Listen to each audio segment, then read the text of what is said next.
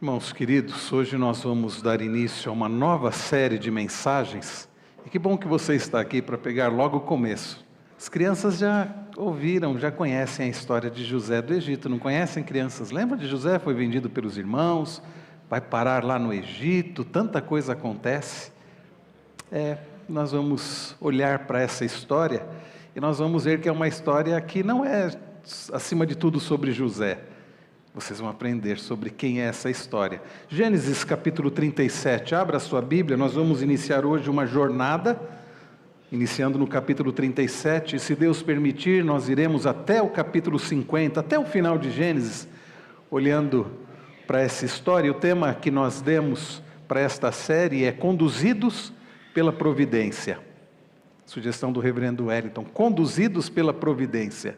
Um tema que reflete bem a ideia mesmo, ou do que se trata estes capítulos de Gênesis. Gênesis capítulo 37, eu não sei se você já fez alguma excursão, como é que é o nome da palavra? Caravana, né? De vez em quando eu vejo assim, caravanas para a Europa, para Israel, para o Egito. Eu convido você agora para a gente iniciar uma caravana para o Egito, através da palavra do Senhor. Gênesis 37, eu convido a todos, as crianças, adolescentes, jovens e adultos, para acompanharem a leitura da palavra do Senhor com muita atenção. Gênesis 37, verso 1, a partir do verso 1. Diz assim: Jacó habitou na terra das peregrinações de seu pai, na terra de Canaã. Esta é a história de Jacó. Quando José tinha 17 anos, apacentava os rebanhos com os seus irmãos. Sendo ainda jovem, acompanhava os filhos de Bila e os filhos de Zilpa, mulheres de seu pai, e trazia más notícias deles a seu pai. Ora, Israel amava mais José do que todos os seus outros filhos, porque era filho da sua velhice, e mandou fazer para ele uma túnica talar de mangas compridas. Quando seus irmãos viram que o pai o amava mais do que todos os outros filhos, odiaram-no e já não podiam falar com ele de forma pacífica. José teve um sonho e o contou aos seus irmãos. Por isso o odiaram ainda mais. Ele lhes disse: Peço que ouçam o sonho que tive. Sonhei que estávamos amarrando feixes no campo, e eis que o meu feixe se levantou e ficou em pé, enquanto os feixes de vocês o rodeavam e se inclinavam diante do meu. Então os irmãos lhe disseram: Você pensa que vai mesmo reinar sobre nós? Pensa que realmente dominará sobre nós? E com isso o odiavam ainda mais por causa dos seus sonhos e de suas palavras. José teve ainda outro sonho que ele contou aos seus irmãos, dizendo: Sonhei também que o sol, a lua e 11 estrelas se inclinavam diante de mim. Quando José contou esse sonho ao pai e aos seus irmãos, o pai o repreendeu, dizendo: Que sonho é esse que você teve? Você está querendo dizer que eu, a sua mãe e os seus irmãos iremos e nos inclinaremos até o chão diante de você? Os irmãos tinham inveja dele. O pai, no entanto, guardou aquilo no coração. Vamos orar mais uma vez? Pai Celestial, como já foi pedido, que o Senhor, ó Deus, fale ao nosso coração através da Tua palavra que acabou de ser lida. Fale às nossas crianças, aos nossos adolescentes que voltaram animados do acampamento. Continue a falar ao coração deles, aos jovens, aos adultos, aqueles não somente que aqui estão, mas aqueles também que nos acompanham pela transmissão e aqueles que irão ouvir esta mensagem num outro momento. Nós precisamos, ó Deus, da Tua palavra, dos Teus ensinos, precisamos, ó Deus, do alimento do Senhor através da Tua palavra. Em nome de Jesus, nós oramos gratos. Amém. Família perfeita, você conhece alguma? Eu sei que se eu perguntar para as crianças aqui, elas são sinceras, se eu disser assim: Escuta, crianças, lá em casa, lá na casa de vocês, como é que é lá? Papai e mamãe estão sempre calmos? Não precisa responder, principalmente os meus. Vocês crianças, vocês que têm irmãozinhos, é tudo tranquilo, não tem briga. Não é assim, não é verdade? Não é assim. Não há, queridos, famílias perfeitas, não há. Mas qual a esperança para nós que somos imperfeitos e não temos uma família também perfeita, que a nossa família também é imperfeita? Há alguma esperança? Hoje nós vamos olhar para a família de Jacó, para a família de José, e nós veremos que não é uma família perfeita, não foi uma família perfeita, longe disso, e talvez a gente até se identifique com essa família, e nós veremos, queridos, como Deus, o Deus da aliança, Ele age mesmo através ou nas famílias imperfeitas. Aqui o texto começa dizendo: Jacó habitou na terra das peregrinações de seu pai, na terra de Canaã.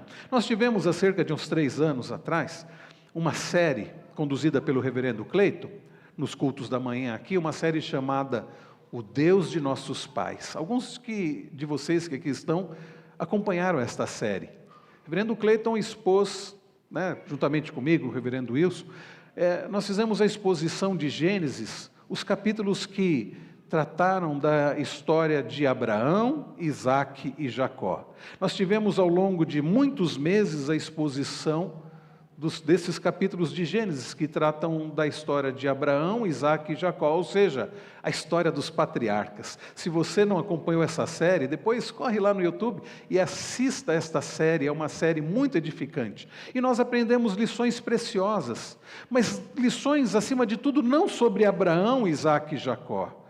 Os capítulos citam estes servos do Senhor, esses patriarcas, mas lições sobretudo sobre o Deus de Abraão, o Deus de Isaque, o Deus de Jacó. Como Deus agiu na vida daqueles homens, como Deus tratou com aqueles homens, como Deus conduziu a vida daqueles homens, como Deus corrigiu aqueles homens, como Deus livrou aqueles homens, como Deus foi em tudo conduzindo a vida, a família daqueles homens.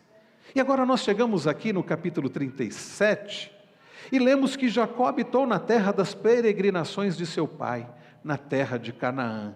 Quanta coisa, queridos, aconteceu. Jacó, que era neto de Abraão, filho de Isaque.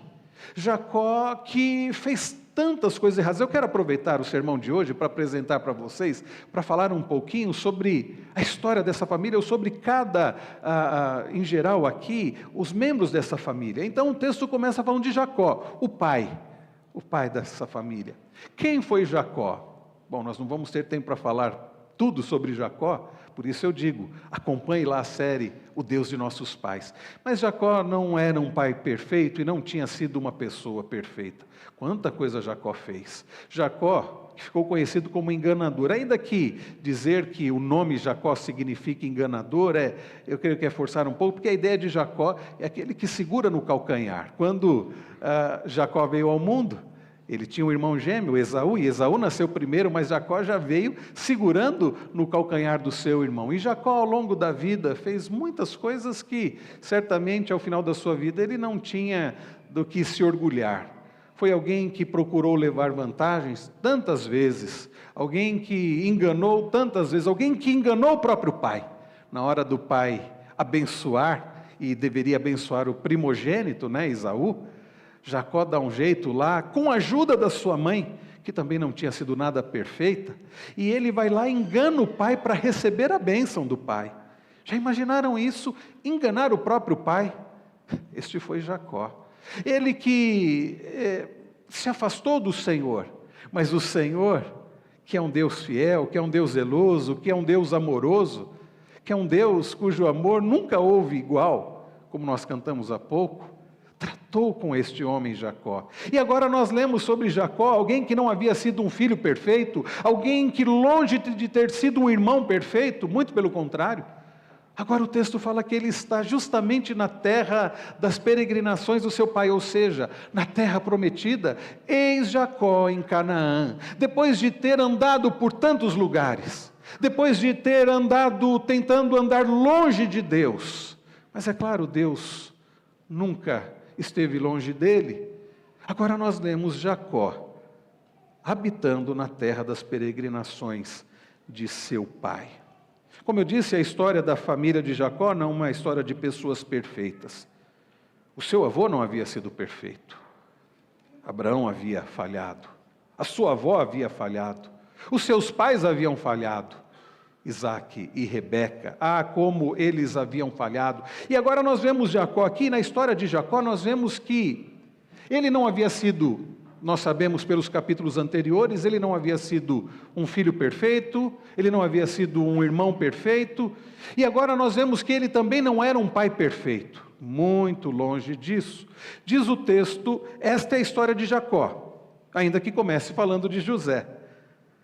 Mas ao falar de José, e fala de José porque a história de Jacó está ligada à história de José, e a história de José está ligada à história da sua família, a história de Jacó. E ao falar de José, nós lemos aqui, queridos, que José é um jovem, um adolescente de 17 anos, e daqui a pouco nós vamos falar mais sobre ele.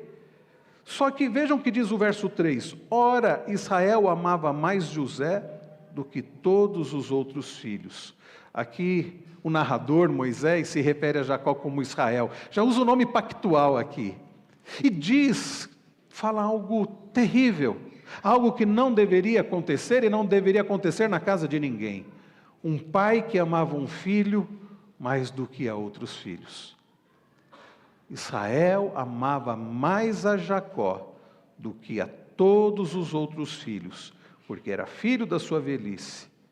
E manda fazer uma roupa especial para o filho. Uma tradução dá a entender que era uma túnica colorida, mas muito provavelmente a ideia aqui era uma roupa real.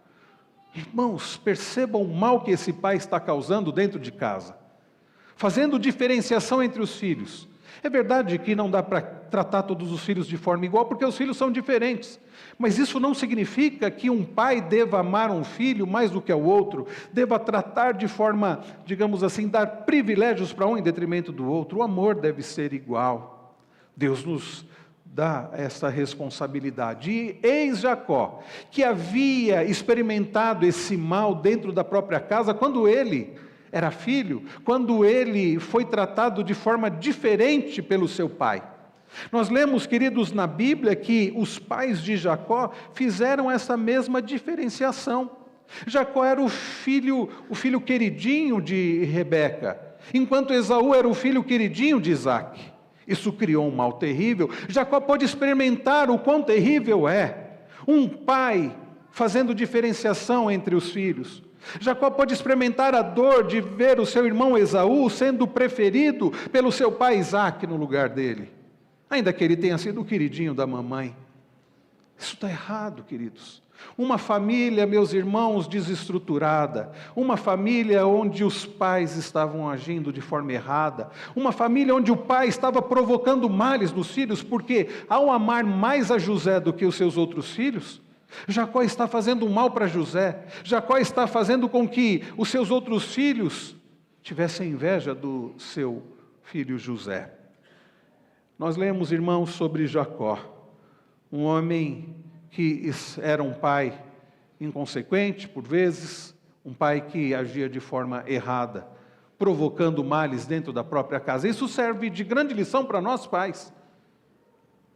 E às vezes a gente parece que esquece dos erros dos nossos pais, e parece que a gente vai e comete os mesmos erros, coisas que nós vimos que foram erradas, coisas que nós dissemos não deveria ter sido assim, e logo estamos nós agindo da mesma forma como com os nossos filhos. Eis Jacó, o pai dessa família. Não vou falar mais de Jacó por falta de tempo, mas haveria muito mais coisa para falar. Ao longo da série nós vamos falar mais sobre Jacó, sobre o passado de Jacó, sobre os erros de Jacó, e veremos ainda, queridos, falhas deste homem dentro de casa. Mas, queridos irmãos, além de falar sobre Jacó, nós vemos que essa família era uma família desestruturada, porque o texto diz que quando José tinha 17 anos, apacentava os rebanhos com seus irmãos. Mas não pense você que os irmãos de José eram irmãos de filhos de Jacó e da mãe de José e de Raquel. Não, não eram. Percebam que o texto diz que José tinha 17 anos, apacentava os rebanhos com seus irmãos, sendo ainda jovem, acompanhava os filhos de Bila e os filhos de Zilpa, mulheres de seu pai, e trazia más notícias deles a seu pai. Eu disse que ia parar de falar de Jacó, mas não dá também para deixar de falar que Jacó falhou neste quesito. É verdade que Labão teve a sua culpa, porque quando Jacó quis casar com Raquel, o seu sogro, o enganador foi enganado, né? O seu sogro fez com que ele não se casasse diretamente com Raquel, mas deu a ele a sua filha Lia, até aquela piadinha sem graça, né? Quem a Bíblia fala que que não sabe ler e escrever, né? É Jacó porque amava Raquel e não Lia. É sem graça, né, meus irmãos? Analfabeto, amava Raquel e não Lia. Mas o fato, irmãos, é que Jacó acaba tendo então duas esposas. Lia, porque Labão dá um jeito de que fosse dada a ele primeiro, mas ele trabalha por Raquel, então ele tem duas esposas. Mas esse texto, de forma indireta, vai mostrar o erro, o pecado de outras pessoas dessa família. Uma que já nem era mais viva, que era Raquel. Raquel e Lia, esposas de Jacó, começaram a competir entre si para ver quem iria conquistar mais do amor daquele homem, com o desejo de dar-lhe filhos. E elas tinham servas. Quando nós olhamos o texto aqui, o texto fala sobre essas duas mulheres aqui, Zilpa, que era serva de Lia, e Bila, serva de Raquel. E então, através das servas, aquelas mulheres de Jacó, dão filhos a ele. E a confusão está estabelecida, porque Jacó tinha filhos com Lia, tinha filhos com Raquel, e tinha filhos com as servas dessas mulheres. E todos aqueles filhos ali eram uma família que não andava em união, era uma família dividida. Nós vemos a bagunça. Nós vemos então sobre José, o filho de Jacó, que acompanhava os filhos de Bila e os filhos de Zilpa, que confusão. E não eram irmãos unidos, eram filhos do mesmo pai, mas de mães diferentes, e competiam também, aparentemente, entre si, assim como as mães agiram de forma errada. Assim como as mães agiram de forma errada. O capítulo 30 de Gênesis descreve a corrida, um tipo de corrida como que armamentista entre Raquel e Lia, que elas travaram. Agora, nós temos aqui esta família, toda desestruturada. E nós percebemos, irmãos, que ao olhar agora para a história de José, que às vezes a gente tem a ideia que era um homem perfeito, e nós vamos perceber ao longo da história que ele foi preservado pelo Senhor. Mas agora nós lemos sobre José, alguém ainda imaturo, 17 anos de idade, como os nossos adolescentes que conduziram, muitos deles que conduziram aqui os cânticos, como muitos daqueles que participaram do acampamento, era José. E como muitos dos que participaram do acampamento, ele também não era todo ajuizado. Pelo texto, irmãos, nós lemos que ele estava apacentando o rebanho com seus irmãos ou meio-irmãos, e ele trazia más notícias dos irmãos ao pai. Imaginem a situação. Está lá José, assim como Moisés apacentou o rebanho, assim como Davi apacentou o rebanho, mas é curioso, como observa um autor bíblico, que Moisés apacentou ali o rebanho do seu sogro e recebeu revelação do Senhor. Davi apacentou o rebanho do seu pai e defendeu o rebanho contra um leão, contra o urso. Mas diferente deles, o que José fazia, ia lá levar notícias dos seus irmãos, ia lá entregar seus irmãos para o seu pai. Olha, pai, fulano de tal fez isso, Simeão fez isso, aliás, era dos filhos de Zilpa e de Bila, ia dando notícias deles para o pai, ia entregando os seus irmãos. Os comentaristas bíblicos, como Moisés não emite juízo de valor aqui, os comentaristas bíblicos se dividem na interpretação. Alguns dizem assim, não, aqui nós vemos a moralidade de José, ainda tão jovem, ele conseguia distinguir o que era certo e errado, e por zelo aquilo que é certo, ele ia lá correndo contar para o seu pai, olha, fulano fez isso, fez isso, fez isso. Outros dizem assim, não, na verdade, isso mostra a imaturidade de José. Nem tudo você tem que ficar contando para todo mundo. Nem tudo você tem que contar para todo mundo. Então, isso mostra o quão imaturo José era. Outros vão dizer assim, não, na verdade, a palavra aqui, más notícias, é traduzida lá em Provérbios por difamação, ou por notícia falsa. Então José estava inventando ou aumentando as coisas. Isso mostra a maldade no coração de José. Como Moisés não deixa claro, fica em aberto. Fato é que José ficava levando notícias, más, de coisas erradas que os irmãos faziam ao seu pai. José, meus irmãos, conquanto fosse ali um filho tão querido de Jacó, José demonstra de fato imaturidade. José demonstra que era alguém que não ainda tinha aquele senso, tanto é que o texto mostra que José recebe uma roupa do pai. Até aí tudo bem, foi o erro do pai, isso causa inveja nos irmãos, mas José tem 2 sonhos. E o que José faz? Vai logo contar para os irmãos. E os irmãos perceberam que, ao relatar o sonho aos seus irmãos, ele não recebe uma resposta muito agradável. Quando diz, o verso 8 diz que os irmãos responderam para ele o seguinte: você pensa que vai mesmo reinar sobre nós? Pensa que realmente dominará sobre nós? José tem o sonho lá de que estavam amarrando os feixes, o seu feixe fica em pé e os feixes dos irmãos se inclinam, e ele vai contar para os seus irmãos. Por que ele vai contar para os seus irmãos? Moisés não emite juízo de valor. Se ele vai correndo para querer se gabar diante dos irmãos, mas o fato é que ele conta o sonho para os irmãos não ficam felizes. Imagina a confusão dentro daquela casa. Os irmãos já estão com bronca dele, porque percebem que o pai amava mais a ele do que aos demais. E depois nós percebemos que, ao ouvir o sonho, aí eles ficam com mais raiva ainda. Você que já é o queridinho do papai, que já recebeu uma túnica, uma roupa real, como que Jacó mostrando a ele que vai reinar. Ele é o meu preferido. Agora você vem com essa história, com esse sonho, que os nossos feixes vão se inclinar. Ah, José, você é muito topetudo, hein? Você está se achando, né? Imagina irmãos mais velhos. O irmão mais velho vai aceitar isso do irmão mais novo? De jeito nenhum. Só que José tem um outro sonho, nós vemos aí no verso de número 9, e o que ele faz? Ele vai contar para os seus irmãos.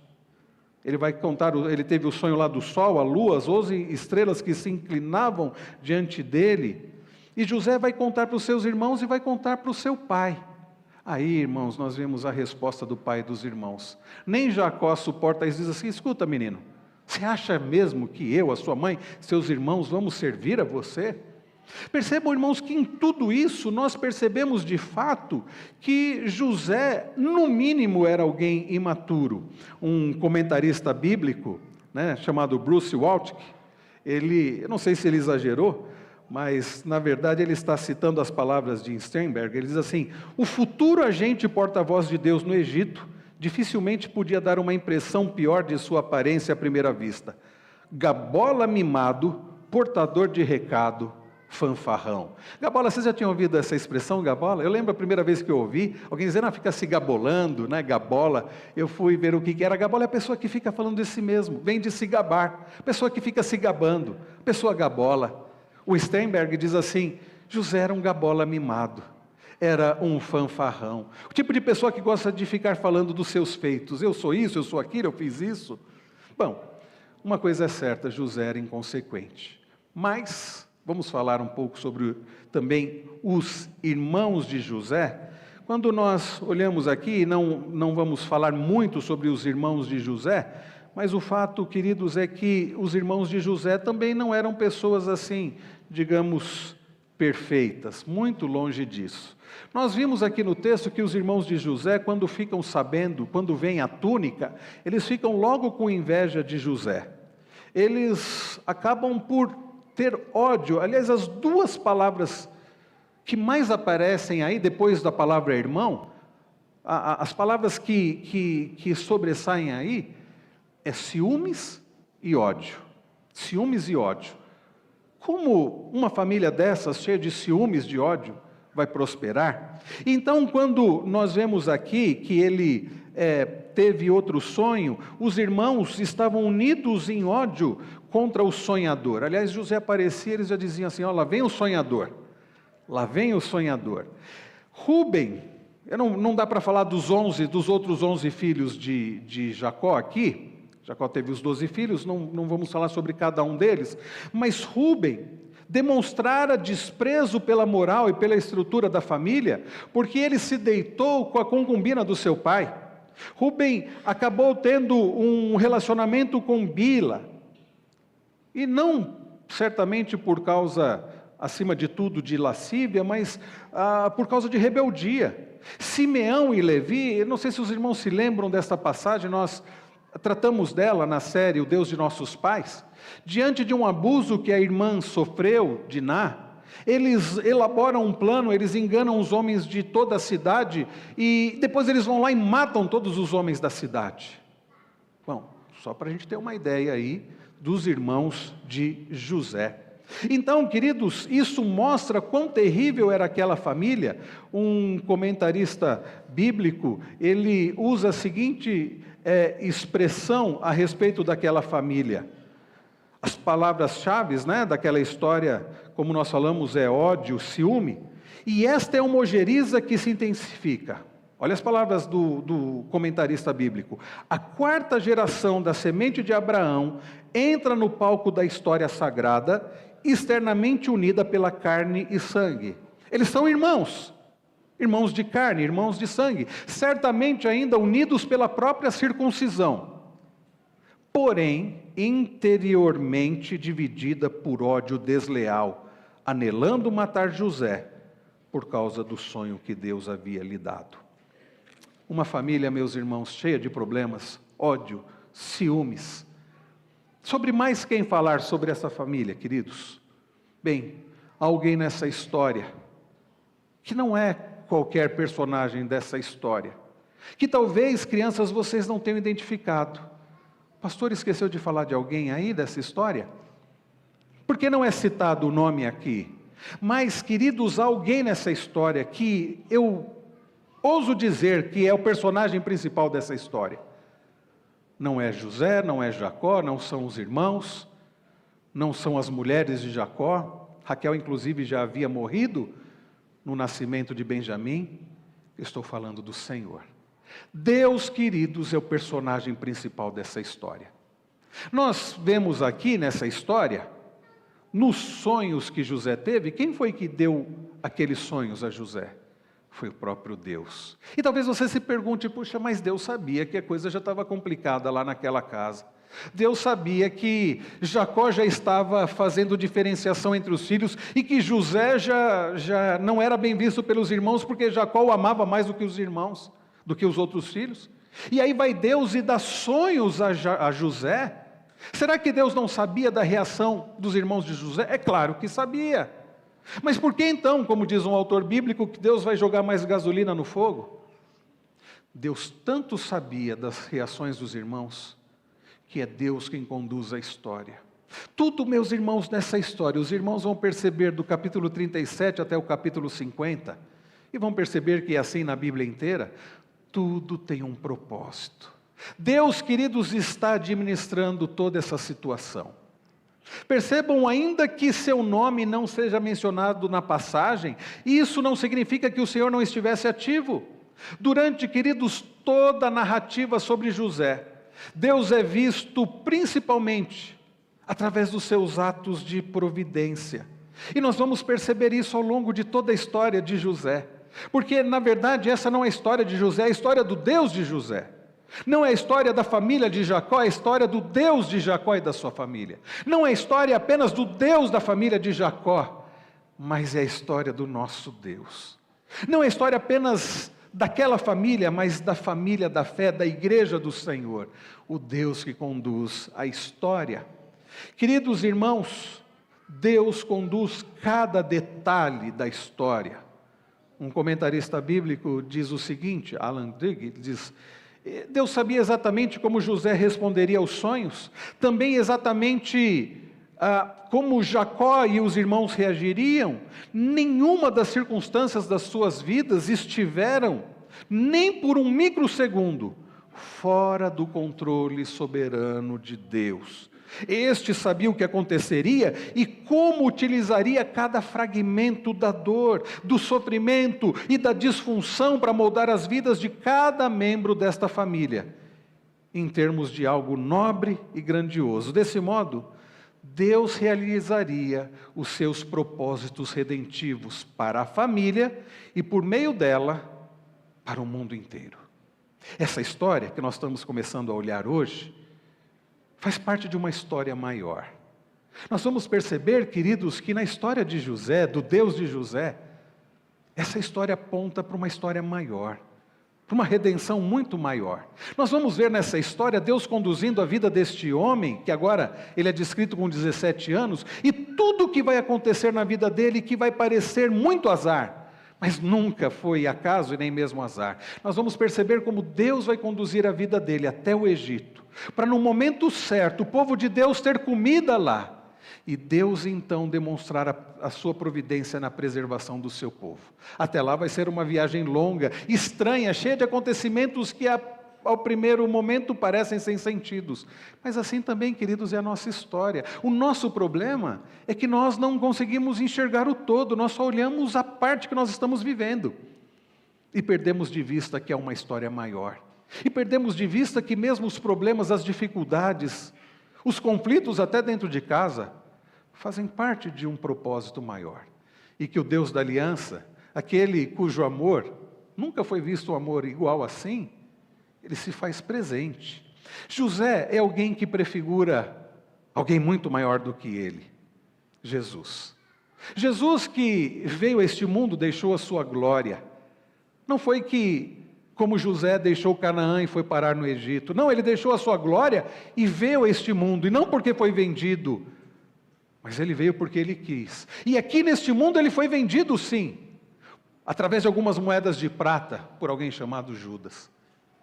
Conduzido até a cruz. Mas muito superior do que José, é ele, o nosso Redentor. Um autor bíblico, ele faz menção a isso, usando as seguintes palavras a respeito de Jesus: o Criador de todo o universo, ele deixou para trás toda a sua glória e o constante louvor dos anjos e arcanjos, e se expôs a um mundo que o rejeitaria, desprezaria, odiaria e no final o mataria. Durante seu ministério terreno, os seus próprios irmãos não acreditaram nele. Veio para o que era seu e os seus não o receberam. Homem de dores e que sabe o que é padecer. Queridos, nós vemos nessa história, e eu quero chamar a atenção e encerrar, para o fato de que, no verso de número 11 diz, os irmãos tinham inveja dele. O pai, no entanto, guardou aquilo no coração. Sabe por que o pai guardou aquilo no coração? Porque o pai, mesmo tendo feito tanta bobagem ao longo da vida, depois de ter sido tratado por Deus e ouvido do próprio Deus, assim como Deus havia dito para o seu avô Abraão, que ele seria pai de uma numerosa nação, que dele descenderiam reis, Jacó pensa sobre o sonho de José, o sonho das estrelas se curvando, e ele diz, espera aí, isso aí faz sentido. Jacó sabia que Deus tinha um propósito. Deus tinha um propósito na vida e na família dele. Uma família, é verdade, desestruturada, cheia de problemas, mas o Deus cujo amor nunca houve igual assim, tinha um propósito naquela família. E assim, meus irmãos, é a nossa esperança. Deus tem um propósito, tem poder para agir numa família mesmo complicada, talvez como a nossa. Jacó sabia que a vida dele mesmo era fruto disso, porque o seu avô não podia ter filhos, a sua avó era idosa e não podia ter filhos, e Deus havia feito uma promessa de dar a eles um filho, de fazer do seu avô pai de uma numerosa nação, e deu um filho, que foi o pai de Jacó, que foi Isaque, e preservou a vida daquele filho, e através dele veio Jacó. E Jacó não sabia que o Deus que cumpriu uma promessa daquelas, para ele não seria difícil transformar uma família desestruturada como a dele. Eu quero dizer para você que para Deus não é difícil, e que Deus, cujo amor é incomparável, tem poder e interesse em transformar a história da sua família, em guiar a sua vida. Aliás, Ele já está fazendo isso, talvez você só já não esteja percebendo. Nós vamos ver a partir do domingo que vem o que vai acontecer a partir daí. Tantas coisas vão acontecer, mas acima de tudo nós vamos ver como Deus da providência vai conduzir o seu povo.